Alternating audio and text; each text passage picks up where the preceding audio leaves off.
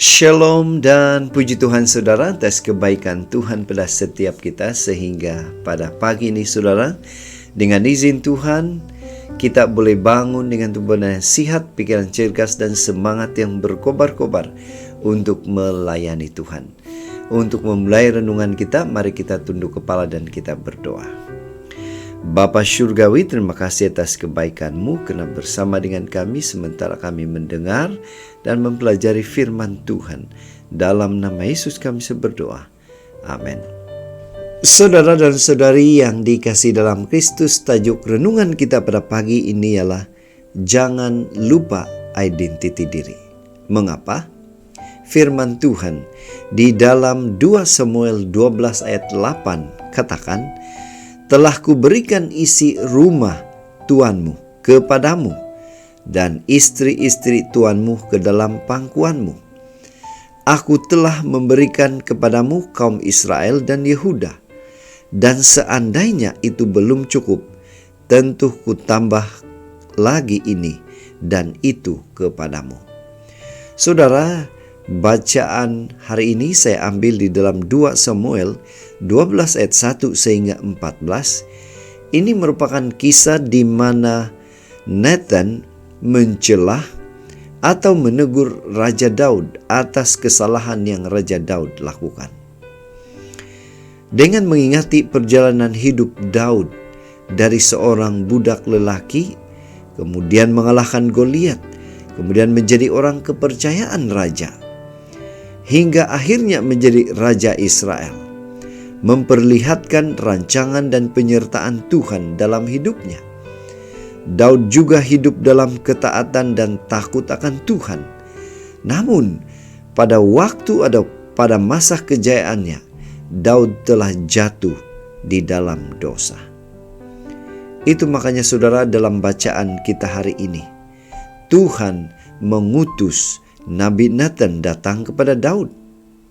Dia menceritakan perumpamaan tentang orang kaya yang memiliki banyak kambing domba dan lembu sapi, dan orang miskin yang hanya memiliki seekor anak domba betina yang dibeli dan dipeliharanya seperti anak perempuan. Ketika orang kaya itu didatangi oleh tetamu, dia merasa sayang mengambil haiwannya atau mengambil kambingnya untuk dimasak, dan dengan sengaja mengambil, lihat saudara, dia sengaja mengambil domba betina kepunyaan si miskin.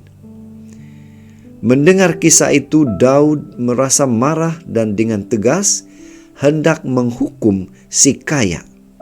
Dan kamu tahu saudara, Nathan menyatakan orang kaya itu adalah Raja Daud sendiri.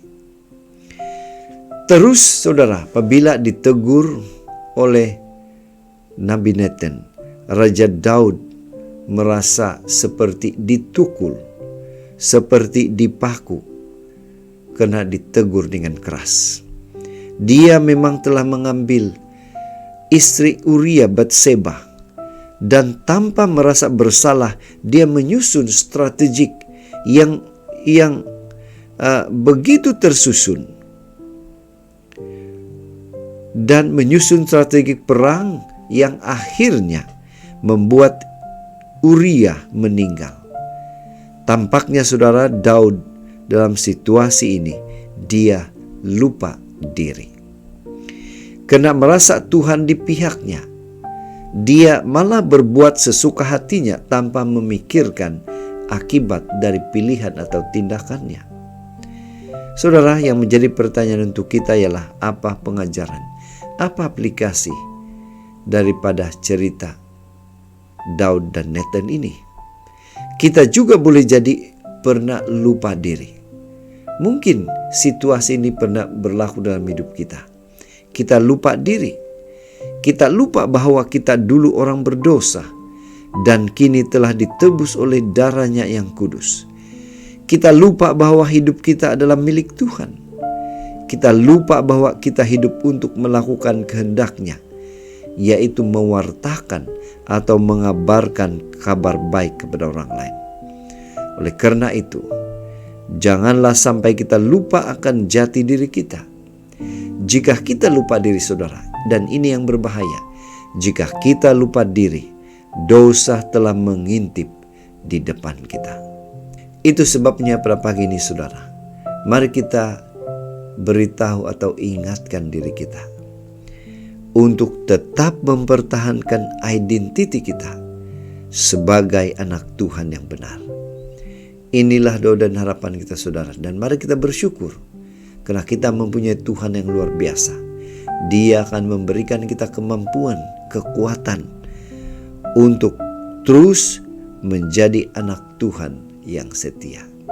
Mari saudara, tetap setia, tetap semangat, tetap positif, dan tetap sihat bersama dengan Tuhan sampai Maranatha. Tuhan memberkati kita semua. Mari kita berdoa.